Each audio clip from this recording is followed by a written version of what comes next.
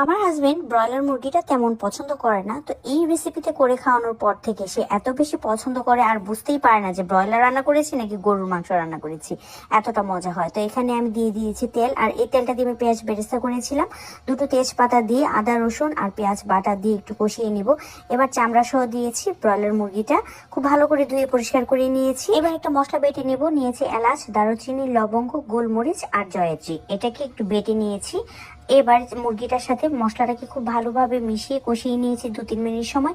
পরিমাণ মতো লবণ দিয়েছি। এবার একটু বেশি পরিমাণে লাল মরিচের গুঁড়া, হলুদের গুঁড়া, ধনিয়ার গুঁড়া দিয়ে ভালো করে কষিয়ে রান্নাটাকে দুর্দান্ত করার জন্য এটা আরেকটা টুইস্ট হচ্ছে, পেঁয়াজ বেরেস্তার সাথে টমেটোটাকে খুব ভালোভাবে পেস্ট করে এই মাংসটার সাথে মিশিয়ে দিতে হবে। এইটা কিন্তু মাস্ট করবেন, তাহলে দেখতে পারবেন কালার স্বাদ কত বেশি বেড়ে যায়। ভালো করে কষিয়ে নিয়ে এখানে দিয়েছি পরিমাণ মতো টক দই, এটা স্কিপ করা যাবে।